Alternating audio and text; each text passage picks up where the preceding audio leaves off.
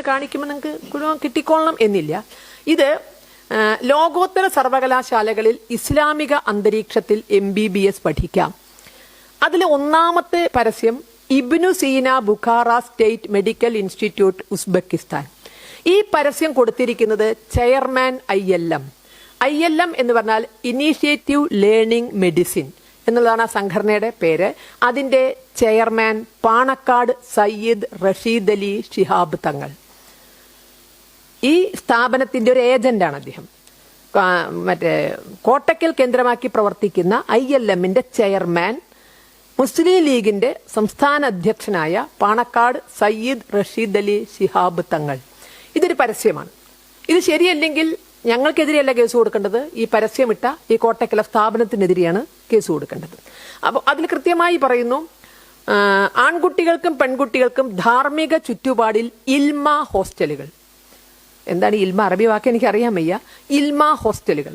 പക്ഷേ നമ്മൾ ഇന്നലെ മുതൽ മിനിഞ്ഞാന്ന് മുതൽ ചർച്ച ചെയ്തുകൊണ്ടിരിക്കുന്നത് ആൺകുട്ടികൾക്കും പെൺകുട്ടികൾക്കും ഒരുമിച്ചുള്ള ഒരേ കെട്ടിടത്തിനകത്ത് താമസിക്കാനുള്ള സൗകര്യമാണ് അവിടെ ഒരുക്കിയിരുന്നത്.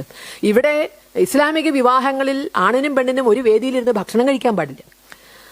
വ്യത്യസ്ത വേദിയിലൂടെ വിവാഹവേദിയിലേക്ക് ഈ പാണക്കാട് തങ്ങളുടെ കുടുംബത്തിൽ നടക്കുന്നിടത്ത് പോലും വ്യത്യസ്ത വേദികളിലാണ് ഭക്ഷണം. അടുത്ത ദിവസം ഒരു കല്യാണം അവിടെ നടന്നു.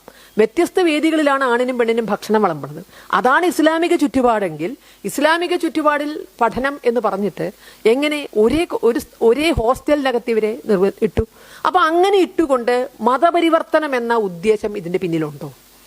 ഈ കുട്ടി ഒരിക്കലും ഈ ഏജൻസിയുടെ കൂടെയല്ല പോയത്. ഈ മരിച്ച സാവരിയ ആ കുട്ടി ഈ പരസ്യം കണ്ടിട്ടുണ്ടാവില്ല. ആ രക്ഷിതാക്കൾ ഒരിക്കലും ഇത് ഇസ്ലാമിക അന്തരീക്ഷം എന്ന് മനസ്സിലാക്കിയിട്ടില്ല. അവരെ കൊണ്ടുപോയത് തിരുവല്ല ഏജൻസിയാണ്. തിരുവല്ല ഏജൻസിയുടെ പേര് ഞങ്ങൾക്ക് കിട്ടി. അവിടെ ഈ ഇബ്നു സീന ഇല്ല ആ സ്ഥാപനത്തിന്. രണ്ട് സ്ഥാപനം ഒന്നാട്ടോ.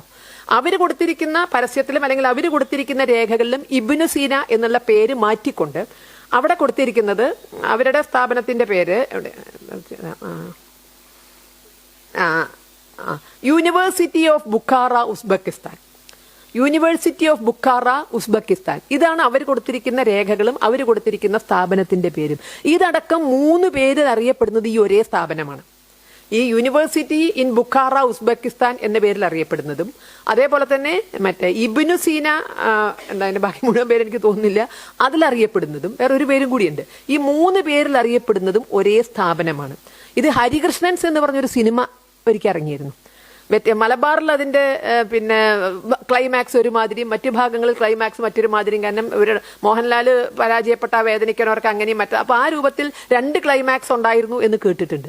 ഇത് 3 ക്ലൈമാക്സ് ആണ് ഈ സ്ഥാപനത്തിന്.